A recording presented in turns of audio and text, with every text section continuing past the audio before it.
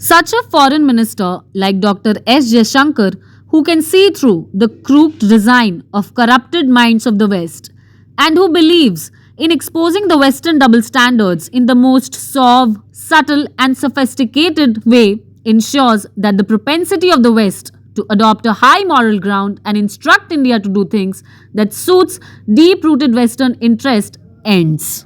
He is the perfect example of you don't need to raise your voice when your argument is raised. It's simple for him. He knows how to expose hypocrisy. He is a gem of India. No one can beat him in the game of geopolitics. The way he quotes statistics and numbers to back his statements reflects the level of expertise he has in diplomacy. Honestly, he has been handling his foreign adversaries extremely well. Dr. S. Jaishankar was at Atlantic Council. Listen to what he had to say about the West for the next few minutes. How does India relate to the West? How does the West hopefully relate to India? And where do we go on from here?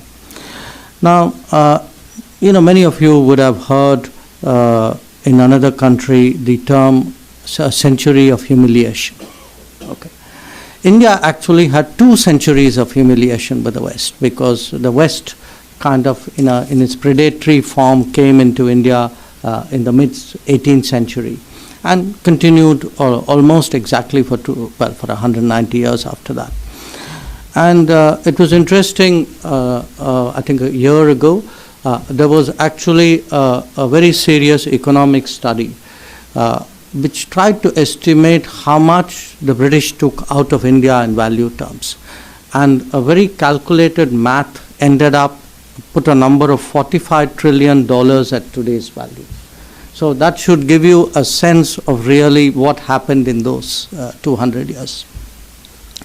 So while we will speak of all the things we shared today, the reality also is that the history of India and the West is also a history of famine, of slavery, of opium trade. So there is a very dark side to all of this.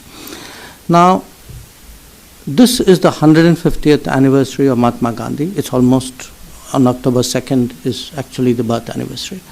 And I think it's worth a while to pause and reflect on how a leader like him actually changed India's attitude towards the West. That in 1947, when India got independence, it need not have had the kind of relationship with the West which it did thereafter. We can debate the merits of it, but I think it's extraordinary in a way that a country which struggled so long for its independence, after that actually reached informal understanding or a compact, in a sense, with the West. And I would sort of regard that as really the ability to set history aside and allow, politics and economics and social connections to take over. So what you don't see in India and have not seen for the last 70 years, even at the most difficult times with the West, has been a kind of mobilization around an anti-Western nationalism. That it has been actually, in many ways, I would say, a cordial relationships. If it was not cordial, it was certainly not frictional. And part of that was also the way we, set up our own institutions and created our own society. And at the end of the day, the fact that we are a liberal democracy, the fact that there is a governance model based on rule of law, the fact that there is social pluralism, and that we are a market economy, I think these were all really very powerful factors which actually enabled us to put that history behind us. When India freed East Pakistan in 1971, by the way, let me tell you, East Pakistan is today's Bangladesh. And the entire freedom struggle is known as Bangladesh Liberation War. The then US President Nixon had sent American aircraft carrier threatening India, but the American ships fled back when they came across USSR fleet in the Indian Ocean.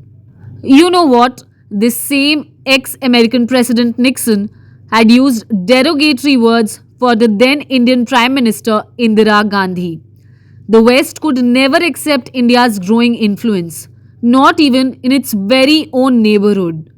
Coming to United Kingdom, these culprits have forgotten their misdeeds that massacred the lives of Indians and other people of several countries across the globe. They stand exposed now, but unfortunately, these wolves have no shame. They still have not apologized for the most hurtful Jallianwala Bagh massacre. Fortunately, Indians have Dr. S Jaishankar as their foreign minister. He has such a clear and articulate understanding of world politics, Indian history, and the current Indian stance. Currently, Dr. S. Jaishankar is the wisest foreign minister in the world. When we compare him with Wang Yi, Lavrov, we get to know the depth of this great man. The perfect blend of knowledge and understanding. Indeed, India is evolving, and Dr. S. Jaishankar's foreign policy is definitely helping India in evolving. I'm playing the next part of the video. Tune into it and then we'll discuss further. It is what I would call a sort of a Goldilocks era of our relationship, which is the West didn't want India to get too weak, it didn't want India to get too strong. So it stirred the Indian porridge, or tried to stir the Indian porridge just right. And sometimes, got it, say there were margins of error on either side. So you actually have a very interesting sort of situation where when India in 1962, after the conflict where we were defeated, actually the West comes to the assistance of India. But in less than a decade, in 1971, when it seems to the West that India is seeking a primacy in the subcontinent, the West opposes India. So there's a sort of a bandwidth in which the relationship operates. Now, this bandwidth is not just episodic. I mean, if you look, where is it that we got our relationship right and where is it we did not? Pretty much across the development spectrum, the West was very supportive. But when it came to industrialization, particularly in heavy industries, or when it came to defense and security, the West was very conservative. So you had sort of both geopolitical or political moments as well as sectors where there was this very interesting, I would say, almost a management of relations. And today, if you go to the archives and a lot of what where the internal thinking of multiple administrations are are there for people to access. I think it's most starkly actually laid out by President Eisenhower, but you can see strains of it before him, after him, through multiple administrations. But this idea that how do you keep India in play? A weak India is bad for American Western interests. An excessively strong India is also a problem of a kind. By the way, those days mostly they worried about a weak India. So this in a sense was the sort of scenario through the 20th century. Now, Brave words, honestly, highly praiseworthy.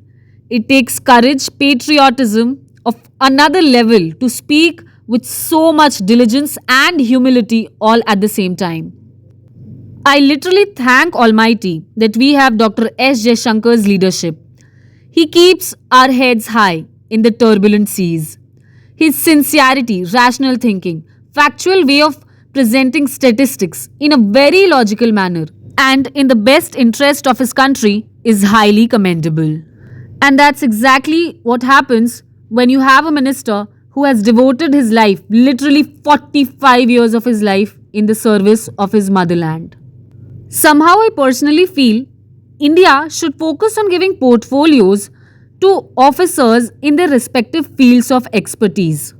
Do you remember his famous words when he said that Europe has to come out from the mindsets that Europe's problems is world's problems and world's problems aren't Europe's? These words will live forever.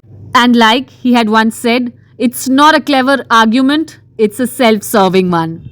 These hypocrites will think 10 times before they try to put India in the dock for issues in which they are the defaulters and not India. Even if we forget the past, how can we just ignore the present? Very recently, ex US Secretary Mike Pompeo used disrespectful words for our ex Foreign Minister Sushma Swaraj in his book Never Give an Inch, and they all stand exposed. He praised S Jaishankar and his English speaking skills. On the other hand, he used derogatory words like goofball for Sushma Swaraj. Of course, S. Jaishankar slammed Mike Pompeo for his harsh words and said, I quote him, I always held her in great esteem and had an exceptionally close and warm relationship with her. I deplore the disrespectful colloquialism used for her. All his IFS expertise at display. Somehow, I feel Mike Pompeo could not stand Sushma Swaraj's staunch stance on preserving Sanskrit, Hindi, and Indian culture. He could not bear her Indian way of carrying herself. Mike Pompeo could not stand a strong, independent, sari clad Indian woman with a bindi on her forehead, vermilion, and Mangal Sutra. Because at the end of the day, Indian culture, values, and its root got a global platform through Madam Sushma Swaraj. I have made a dedicated video on this incident. You can watch it if you want. I will attach the link of the video in the description box. Well, this was it from my end. I created this entire video and discussed several incidents from the past as well as present because I wanted to highlight that how Western hypocrisy has been prevalent since ages. And I even wanted to glorify S. Jaishankar's effort in slamming the Western hypocrisy. It's a humble request to the viewers of this video. Please share the video. If you like the video, consider liking it too. And do not forget to share your opinions in the comment section below. Till then, goodbye. Jai Hind.